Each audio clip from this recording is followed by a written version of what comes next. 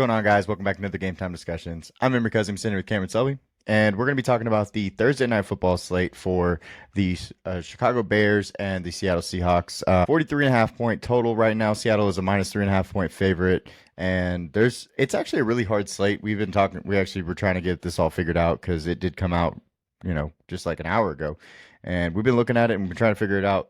There is It's no tough. pay down options, none at all. Like, not comfortable getting under 3,000 at all this week. So trying to figure that out, and then you're gonna have to pick two guys probably to fade at the top. So The beautiful thing is when there's slates like that, that means that there's no extreme chalk where somebody's 85% owned or something like that. I kind of refer last week's slate, which was the Broncos Chargers, right, where basically everybody was below 68%, which is awesome. And we ended up just not being on the right side of some things at the end because literally the most random touchdowns of all time. Michael Burton has scored twice on prime time when we have been trying to pick Yeah, other players around him. Yeah, and then Hassan Haskins is a pass catcher. Darius Davis catching touchdowns on First one ever. wheel routes. First Yeah, one first ever. ever. Gus Edwards punching in 2 touchdowns and doing nothing except for that, and then a late 40-yard run. Devon Vele, which we were on as a tournament play, but Michael Burton, like you said, and then Audric Estime, who you shouted out as the preferred option of the running backs, which we also didn't realize Javonte was going to have a very inefficient 7 receptions. It was just a really random slate, and on top of that, Sutton not doing great. But kind of a similar but somewhat better ordeal here. Right. I really thought this was going to be a fantastic slate with, some cheap options. I was looking at tight ends and whatnot to be really cheap and just fireworks. I expected a high total. It looks like we basically are on the same exact page with how this game is going to go. Really fun back and forth game. Chicago, even though they've kind of given up on the season, are still given fantasy relevance. Right. Keenan Allen is winning you a lot of money in best ball postseason or making you advance in your season long leagues. Seattle wise, JSN has been as consistent as you could ask for from a wide receiver 2. He actually is a wide receiver 1 this year with how good he's played and all that good stuff. Plus, Kenneth Walker returned this past week. Tough matchup, but he had 8 receptions. Apparently, Right. he's a PPR bag now. So there's all those kinds of things that we just kind of got to dissect and see what kind of stands we want to take today. Yeah, let's start over on the Seattle side of the game. Talk about, I don't want to put him there. Let's put him in the flex spot so you can see his actual price. 10-2 is the most expensive player for JSN on the whole slate. Him, Noah Fant in there if he does start or does play. Tyler Lockett, maybe some AJ Barner. He's the $3,000 option. But these are the guys you're going to be looking at for the Seattle side of the ball. JSN, like Hammond said, this dude has been really good for the last, 4 weeks straight, I believe. 4 out of 5. These last 4 out of 5, hitting 18 fantasy points, 24 this last week. He's just been consistent. He's gotten 3 touchdowns during that time. He's even rushing the ball, which is good to see. And he's everything we talked about him being prior to the season. It just took him a little bit longer to get up to speed and to this point. He was the perfect best ball play, though. It did. And again, I said this on a previous episode that he was our best call of guy that we were heavily invested in, rivaling Brock Bowers. Right. Brock Bowers, that was kind of organically perfect spot to target tight end twos. Where JSN, we had to take stands on him over guys like Jordan Addison, Mm-hmm. a bunch of guys in the 7th, 8th round, Christian Watson, to name others, and he was by far the best option and probably the least popular of all those guys among the consensus and guys that come out with content like this. And like you said, has been consistent as they come. He has now hit at least 69 receiving yards in 8 straight games. He did not have that total once the entire season last year. Right. So huge breakout sophomore year. Usually you want to target wide receivers in their sophomore years anyway, and he was a guy that we were buying low, and he's just been beyond what you could ask for. So great spot for him, obviously, and he's the highest price guy on the slate for a reason. Yeah, and then his running mate is DK Metcalf, who has not been consistent. On the other side of it, DK actually has had some serious down games, and look, I can take this one.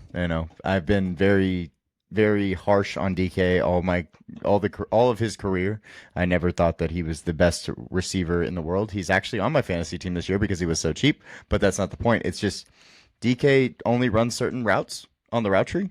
And when you have Geno Smith, is older, arm talent isn't as good, and he doesn't push the ball down the field as much, you don't get the ball. And he's not getting the ball, as you can see, at 7 targets last week. But look at the inefficiency: 4 for 9, four catches, 3. But really, it's the difference of completion percentage to DK versus everybody else. It's just not there. He did have a touchdown last week, his first in, I don't know, 5 weeks. Yeah. So he's just hasn't been as good. 9,200. That's $1,000 cheaper than JSN. And if you wait till we get to the Bears, you'll see that all the other quarterbacks and other top receivers are all in that same range. I just can't get comfortable getting to DK this week. The main thing with him is just the touchdowns aren't there like they have been in years past. He's been a double-digit touchdown threat, basically every year that he's been in the league. And this year, obviously not coming close with a down year. Only 4 scores on the year. And like you said, one this past week. That was early in the game, and then really did not much after that. Only 2 other receptions the rest of the way.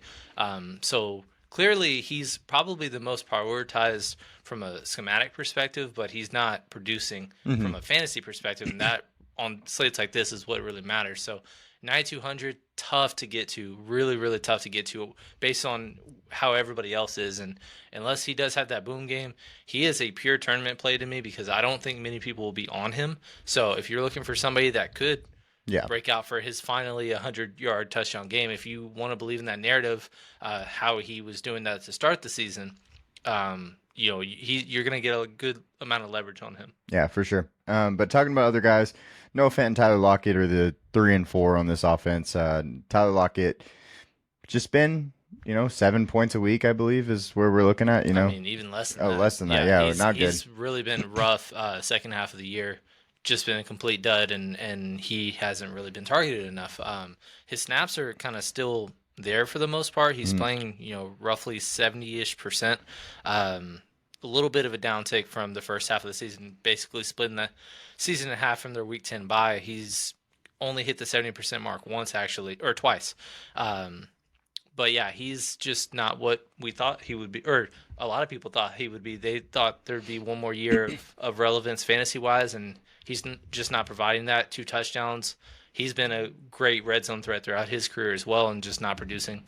But his price, $3,200. I don't remember seeing him this cheap before on a Showdown. So, we're trying to scrape the bottom of the barrel, trying to find somebody to fall into the end zone. So if you're on the field and you're that cheap, maybe you can turn out this week. He is one of the cheapest plays I'll be willing to get to this week. And then his running mate, like I said, at tight end, Noah Fant, he's actually more consistent over the last few weeks than Tyler Lockett has been. He has 3 receptions in every game for the last 5. So he's in play, 3,600, reasonable. He's questionable, but he was limited in practice for his knee. Yeah, I think he'll play. I don't think there's any injury concerns or threats to miss time on this.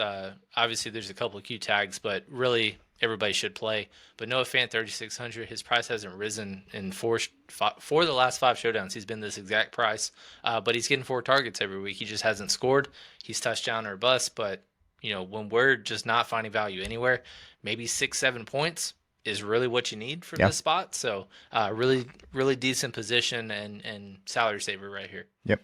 And then the last guy, AJ Barner. If Noah Fant is out, you can grab some AJ Barner. He's got a couple catch upside, but I know if Noah Fant had been out earlier in the year and AJ took over and had a touchdown in that game, I believe. Week 9 through 12 was his sample size without Noah Fant. He had a 7-target game, but basically every single game he was below 30 yards. Mm-hmm. So he's the same upside and play as Noah Fant, but he has 3 touchdowns, which is more than Lockett and Fant combined so far this year. So what it's worth, we're touchdown or bust down here. Right here. Yeah, dart throws. AJ Barner makes that dart throw pull.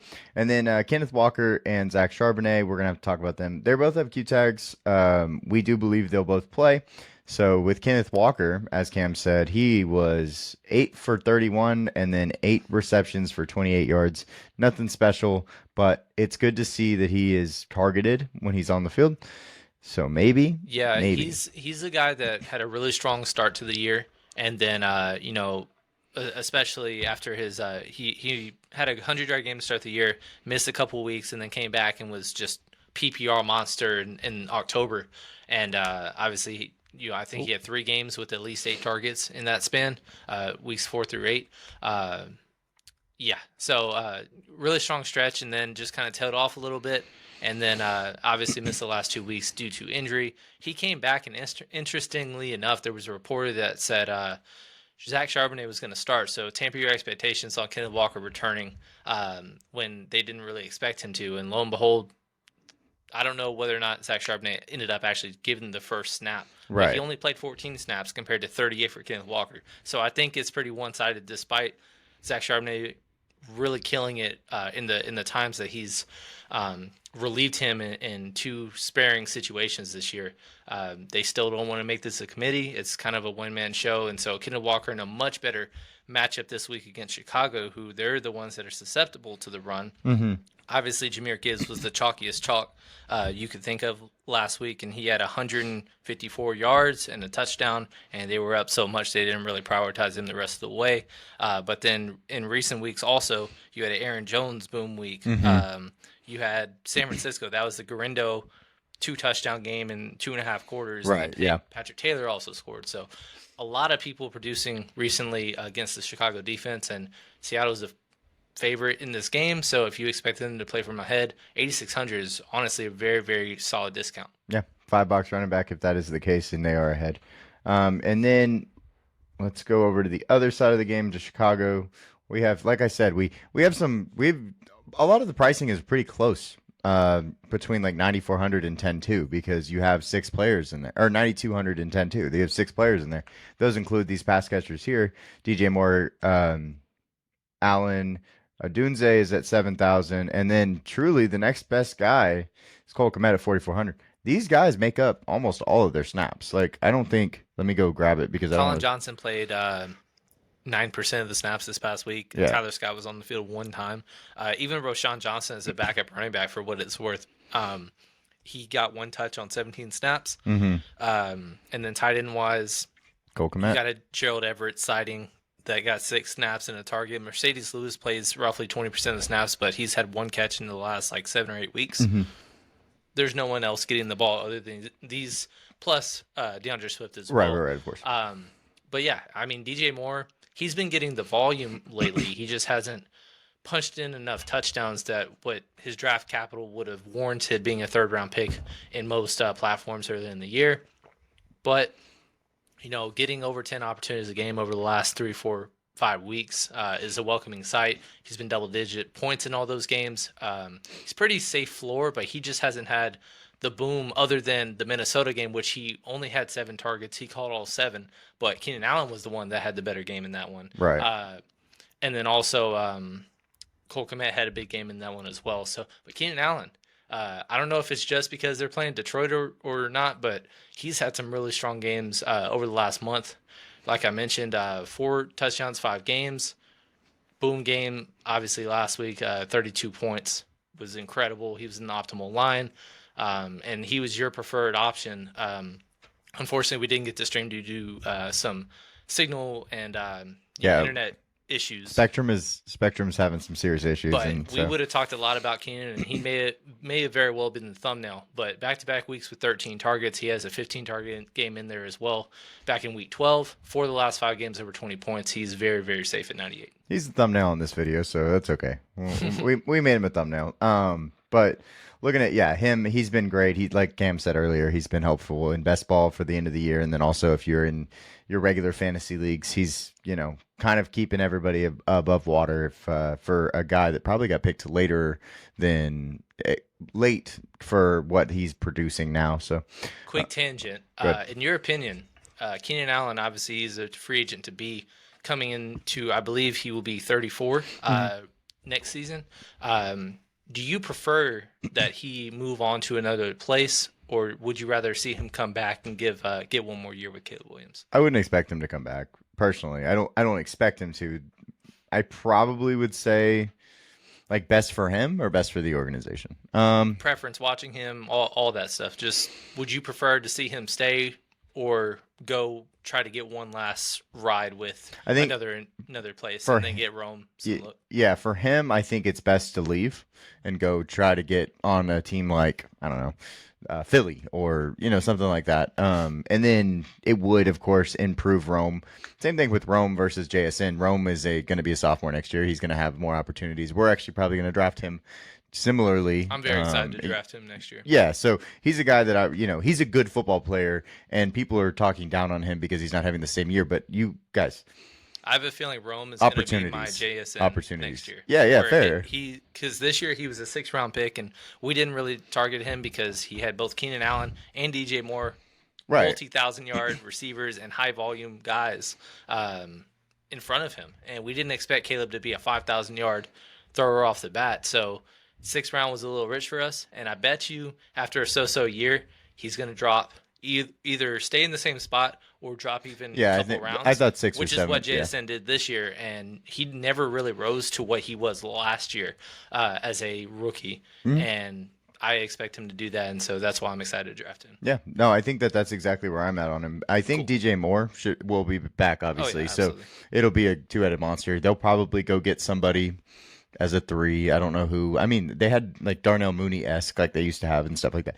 But yeah, I think Keenan's best option is to move on and go try to get a final because he's 32. So yeah, I believe he's going into his age 34 season. Okay, quick Google. Yeah, so that makes sense. Yeah, that makes most sense to me. Yeah, he's 32. He's about to be 33 in April. Gotcha. So yeah, you were actually right. So, but yeah, then going to Rome. The Showdown. Yeah, going to Rome. Rome has actually been he's been fine too. He's just not getting the touchdowns. When he did get the touchdowns, he had 20-point game. I'm not against playing Rome on this slate. I mean, 7,000. It's not a raw point slate though, as much as I am comfortable with. So like, the problem is if I get Rome, I want to correlate as much as possible. And I'm not necessarily getting to that quarterback as much, if that makes sense. So correlating Rome is going to be harder. With like raw points wise, DJ Moore and Keenan Allen are raw points, by themselves. They can do it without touchdowns. So I think he's a pretty solid tournament play because he usually gets his volume. He's on the field all the time. Yeah. But just few and far in between. He actually don't have the numbers in front of me, but he was leading the NFL in unrealized air yards by a pretty significant margin. Actually, all 3 of those Chicago players are among the top 10. Yeah. In that stat. But yeah, Rome, they're just not in sync right now, and that could change. He's had a couple of 20-point games this year and a 100-yard game. So some boom is there, but because he's so closely priced to DeAndre Swift, who gets the bulk of the workload for Chicago, I expect not many people to really gravitate towards Rome, like you said. So, yeah, if you want a low-owned guy that is a dart throw, I would not mind that at 7,000. Yeah, and we'll get to DeAndre Swift in a second. I'm not necessarily as high on him either. He hasn't played that well recently, but Cole Kmet's the last guy of like the main guys. He's 89% of the snaps, so he's going to be on the field a lot. He has some touchdown upside. He's 4 touchdowns on the year. That's not bad for this offense, actually. Problem is he's not getting any targets. He hasn't got any targets since week 12. Yeah, he's got 6 targets in the last 4 games after having 10 in week 12. I don't know. They just don't really use him enough, and I'd rather just kind of get the salary saver to Noah Fant, or if you're looking at him as a standalone play, then going up to kicker. A couple more $100 is I think much more safer and preferable. Yep, for sure. And then like I said, going over to DeAndre Swift, there's 2 running backs, DeAndre Swift and Roschon, but they don't want to use Roschon. So DeAndre Swift is the main guy. Roschon, I believe, had 1 touch last week, so we'll talk about both. But DeAndre Swift, 9 carries after coming off of all double-digit carries for the whole year, basically. First 9-carry game, under 10, and then 3 receptions. He's not getting the pass work that I need him to get to be comfortable paying $7,600 when I could just try to get up to the next level of guys. Yeah, I just think they made a mistake paying him and investing in him as a running back because he's not the workhorse that they probably hoped he would be. He's a great 1B. He's like Tony Pollard. But if you're going to expect him to get 20 touches but take all the important ones, he'll have some spurt games. Obviously, in October, he had a couple 20-point games, and we were talking about him DFS-wise. But since then, he hasn't had 10 points in 5 straight. The only thing is that's the sample size of just 3 straight games over, or 4 straight games over 20, actually. Yeah. Was a really strong option week 3 through 6. But since then, just been a straight-up dud. They've been playing from behind a lot, and it hasn't even helped his pass game work that much. Because he gets the volume by default, you got to have him in the player pool, but he's just not somebody I'm excited about. I've said this multiple times. You can pull the clips. They're older, but you can pull all the clips. I don't know how good I don't think DeAndre Swift's a good running back, and that's why he's bounced around teams. That's why he didn't make it in Detroit. That's why when he went to the Eagles, they were like, okay, we're gonna try to give you 25 touches, and he just can't handle it. He just cannot handle it, and so here it is again. It's happening again, but this time I don't think Chicago thinks they have a good enough backfield behind him to actually get people on the field. The backup is Roshan Johnson because Khalil Herbert is now in Cincinnati. Yeah, I mean, he just doesn't get any volume, like you said. He's not a relief as a pass catcher. He's vultured goal line touches. Obviously, he has 6 touchdowns on the year. Not very exciting. He hasn't had a single boom game. Any kind of points that are above 7 points are the games that he scored touchdowns in. That's really all that they use him for. Mm-hmm. I don't know why, because he's actually a pretty solid relief running back. I mean, that's how he was when he was behind Bijan for a few seasons, but they just don't want to use him like that. And if he's just not a good running back either, then, well, at least this is a really strong class to invest in this year. So we'll see. But for this slate, 2,600 is really a lot for somebody that hasn't really had more than 5 touches consistently all year. Yep. And then, talking about some things, obviously we have to talk about our game script. I don't really know how. I know we're on the same exact page, if that basically makes you feel good. Basically, it's the same spread. I'll go first, but I said Seattle 30-20. I think it'll be a fun, shootout game somewhat. Yeah. Chicago at least is putting up fancy stats, but they've given up on the season, losing 3 straight by at least 20 points. Seattle, they have to win out the rest of the year to make the playoffs. Obviously, going into the Rams next week for the division, essentially, they need to win this one as the first step, or they're pretty much eliminated. So I expect them to come out focused and win it on the road. Yeah, I have 31-21, so I have both teams scoring an extra point. Seattle's coming off back-to-back losses to the NFC North. They've lost all 3 games of the NFC North, actually, so far this year. This will be their only win, but it's going to be really hard to, just figure out who to fade, because I think you have to fade 2 of the guys up top, so we'll get into that. But my must-plays are going to be Keenan Allen and JSN. I just want to get the most consistent players for both teams. Right, and that's completely fair, and I bet because of our must plays, we're going to have a very similar first look together. My must play is Kenneth Walker. It's mainly the discount on price and the running backs and the lack of talent that they've played that have still gone off against them in recent weeks. Right. It's just a great spot. And if Kenneth Walker is going to get in first game back and basically take most of the important touches, then I'm just going to be fine investing him at 8,600. Yep, I'm going to be fading DK Metcalf. I think you're on that same sentiment. But if you are going to be playing Kenneth Walker, it's going to be hard to be on the other side. If and when, unless it's a shocking thing, Kenneth Walker does not play, Zach Charbonnet, he just showed last week, once again, after back-to-back strong games, that you just can't play him or even consider him as like a 1B at $8,400 because he's just not on the field for anything important. If one of them is out, we have to play the other. They will both be. They're I feel the must exact play. Same about both of them, regardless of who's playing. If one is out or the other, but exactly. I expect both to play. And in that event, Kenneth Walker is a must play to me. But you cannot also consider Zach Charbonnet in the player pool. Right, and then tournament plays. I'm going with Tyler Lockett. He's been bad, but I feel like showing up on primetime is something an old man like Tyler Lockett could do. That'd be fun. Yeah, we've I feel great played about many it. showdowns in the over the years of him catching touchdowns and being happy about it being only 7,400, or it seemed like he was always just like the middle price runner or receiver that to invest in. But my contrarian / tournament look, because there's not really a ton of options, and I know the ownership's going to be so spread out that I don't know who's going to be like a 25 or below percenter that you can comfortably invest in. But my contrarian thought is going double Chicago receiver up top. Okay. The reason I say that is I prefer Caleb Williams straight up versus Geno Smith because it's a much better matchup. He has a little bit of rushing upside, and he's been playing better. And in that regard, if you were to take both DJ Moore and Keenan Allen up top, then that means you can't play JSN plus Geno, Right. which is going to be very, very different from everybody else. I bet you about 90% of lineups are going to have at least one, but most of them will probably have both.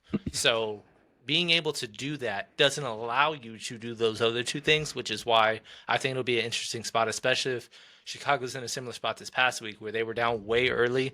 And just second half, once again, Caleb Williams is just throwing the ball, and Keenan Allen ends up with 32. DJ Moore, I think he ended up solid 15, but he didn't score. But if he's got 12 opportunities and maybe he scores, I think that that could win you a tournament. Okay, perfect. Well, then let's talk about your first look. Okay, so Are you going with this double? No. Okay. not in my first look. Gotcha. And it's mainly just because there's nobody down low I'm comfortable enough to invest in to try to get up that high. But my first look is actually going to have Kendall Walker at captain. Let me hand build it really quick. But yeah, I'm going to go ahead, same sentiment as you, JSN, Keenan Allen, both go in my line. Quarterback. Again, straight up, I actually prefer Caleb Williams over Geno Smith. So I'm going to go Caleb, maybe be a little bit different in that regard. And then Tyler Lockett, and last guy in would be Mr. Noah Fant. Yeah, I think that's the safest way to make the line. I actually built this same line, not for I made it for my first look, but I had another line ready so that we could try it. Because I knew you were probably going to go in a direction like this. It's the most comfortable way to build. Picking Kenneth Walker allows you that salary relief to get both of those cheaper guys. And with all these skilled players, I think a lot of people would probably opt in a build with multiple Seattle pass catchers to go with Geno Smith instead. And if you did that and save $200 more, that's $900. And I believe that's enough to get up to a JSN or a Geno at captain, which is probably more preferable for other people as well. Okay, so I'm actually more comfortable with your first look than my own. If that makes sense, because like yours is very safe for this slate, at least. This slate is difficult, like we said. But going to my first look, I'm going to start with. I'm also going to put Kenneth Walker at cap because he just saves money. The price, man. The price is great. Both of the receivers, like we said. And then I'm going to wait on quarterback. I'll give it to you in a second, just depending on where we want to go. But I'm going to put in $7,000 Rome. I'm going to go grab somebody that if he catches a catch, I'm really happy, right? So it's gonna be Mercedes Lewis. He has one catch on the year or something like that, but he at least plays a good amount of snaps. So hopefully he can find a way to get a catch on a primetime slate. And then I'm 100 short for Caleb, so I did go Gino. Well, that's a pretty fair line. One thing I did want to ask you, because we both are picking this as a pretty high scoring game, but there's nobody 200 or below that really plays at all. Tyler Scott had a catch 2 weeks ago on like his only. I think he played one snap, and he caught it. One snap. And then he played one snap this week, didn't catch it. The week before he had 4 snaps and caught one target. So he's the only one that gets on the field this minimum price. Can you punt and just put a 0 in? They'll be able to get 5 of these guys up top. Do you feel like you can do that? Yes. Who would you punt? Like, is it only Tyler Scott? Is that the best value at 200? I mean, he's the only one on Roto that's even projected to anything that's below $1,000, and that's including Mercedes Lewis not being projected to anything as well. But doing that, allowing you to get up to a Caleb Williams, I don't think you can really do anything more than what you just did. But maybe you afford a more comfortable captain. Maybe you get the quarterback you prefer. I don't know if you're on the same sentiment as me, preferring Caleb over Geno, but I'm just throwing that out there. I don't. Oh wait, does that math? No, doesn't math. It's close. Does not. You put Caleb Williams there, and then no, it won't matter. It's not. It's only $100. It's very close. I think you could do a 0 for sure. I'm just trying to figure out what the best way, because like truly, JSN's my preferred JSN's my preferred captain of anybody. If you did that, it'd be hard to not put in a Geno Smith for that line. Right, exactly. So, what does that give me? Still 67. I still don't have it. Yeah, it's tough. I mean, you wouldn't have any Chicago player to pair it with, but going down from Keenan, but that doesn't really make a whole lot of. Well, I mean, you'd have Rome, I guess, if you just think both are duds up top, and then you just get Rome and then get both quarterbacks in there. No, you can't even do that. I lied. Yeah, it's tough. I mean, you could fade JSN, I guess, but I don't want to.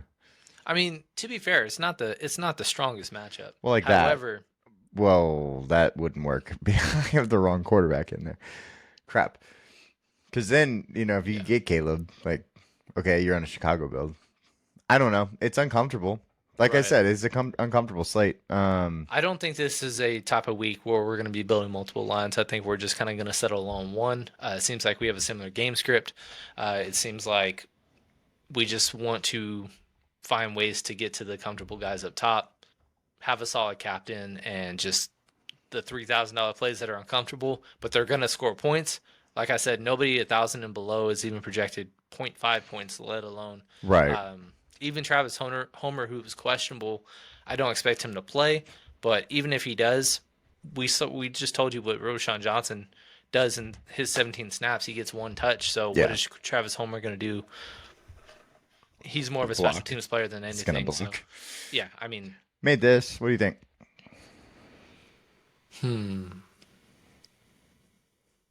Yeah.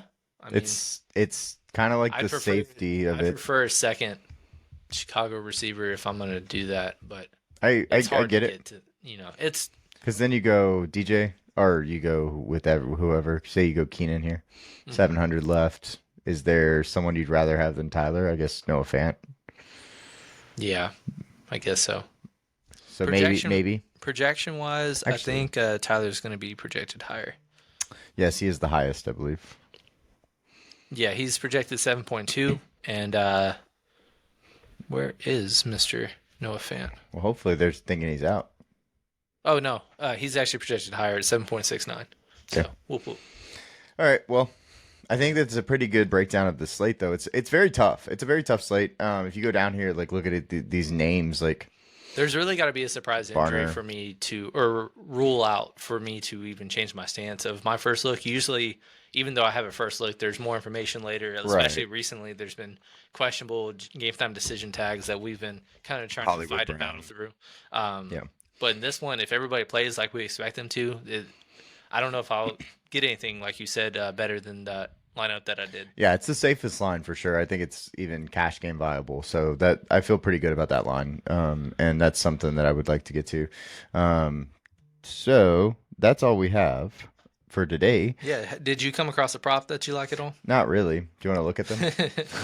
I mean, we can. Do you have one that there's nothing really sticking out. Obviously, like we said, for whatever reason, they waited a long time. And I know that there's a Christmas slate on Wednesday, the day before that. And we'll be doing a video. Well, I mean, at this point, when is this coming out? This is Christmas coming Day. out. Yes. So after lock. So yeah, Christmas Day will already be out. If you want to give us a view, you can we'd appreciate that. How strongly we broke down the slate together. But really, there's not a whole lot we're looking at. Even PrizePicks only has one thing for Kenneth Walker, and that's a goblin touchdown and can he get 20 yards and 5 carries? And I just don't like doing those kinds of props. Yeah. I'm probably going to side with Caleb Williams getting 215 passing yards. Yeah, I thought that was reasonable. Pretty reasonable. But there have been games where he's just had duds. But games that he's been trailing from behind a lot, there's been games where he's gone for 250 plus, but there's also games that he's gone for under 200. It's not the best one. But Seattle just allowed, a ton of receiving work to Justin Jefferson. I think he had 10 for 144 and 2 scores in the game-winning score to go ahead and beat them on the road this past week. So he doesn't throw interceptions. He does not. This entire 8-game losing streak, he has not thrown one interception. Yep. That might be the strangest stat of the year in my eyes. And everybody's talking how poorly he's been. I think he's played worse than my expectations of him. Obviously, my bold prediction had him breaking records of franchise and being the first rookie number one overall pick to lead his team to the playoffs and have a win. Still hasn't ever happened. That is, it's not going to happen this year, obviously. So I was wrong on that part. But he is also still a rookie without his OC and head coach that were both fired because they were very incompetent. They are. So you can't have Roma Dunze, Keenan Allen, DJ Moore, and just be so bad running the offense. And a lot of that has to do with just him not playing like himself, but it also has to do with coaching. and coaching is way more important, especially for rookie quarterbacks. Like I've said before, there's a handful of quarterbacks that could just you put in any system and they're just instantly Right. They're flawless just with good coach. no matter what. Yeah. Yeah, and obviously a lot of people want to paint him in that light, and we were actually reserved on putting him in the Andrew Luck or Trevor Lawrence Oh yeah. No. kind of prospect. But at the same time, you see another kind of lost year for Trevor Lawrence, and I still am a big believer of him. But just 3 straight, just unfortunate ends, and you just kind of see what poor coaching will do. I think with Caleb Williams, he's just really young. Like we talk about this all the time, but Jaden Daniels, Bo Nix, Michael Penix, all those guys are 24 years old already. While Caleb Williams ain't even 22, I don't think. So that kind of tells you the maturity is not there yet. And a lot of people had those issues, but like calling him a bust is a really crazy thing to do because for somebody with 19 touchdowns and 5 picks and in their rookie year. Yeah. And also not just that, looking at how he was playing when they were playing good and when they were winning before the whole Washington debacle and all that stuff. Yeah. So the biggest thing when I watch him, because I've watched a lot of him because we played a lot of DFS with Chicago kind of oriented builds this year, he just looks very kind of rattled and not progressing through reads easily. He just kind of is very jittery. So we kind of see Quinn Ewers. They're just holding onto the ball a lot. Yes. Okay. And but he's much more talented to me than Quinn for Ewers, sure, so. for sure. But yeah, I think he'll be all right. But just for the time being, he's going through his rookie woes. So just have no expectations going to him. Let us draft him as a QB2 in the 15th round next year and give us the $1 million. That's kind of the way I'm viewing it. I'd appreciate it.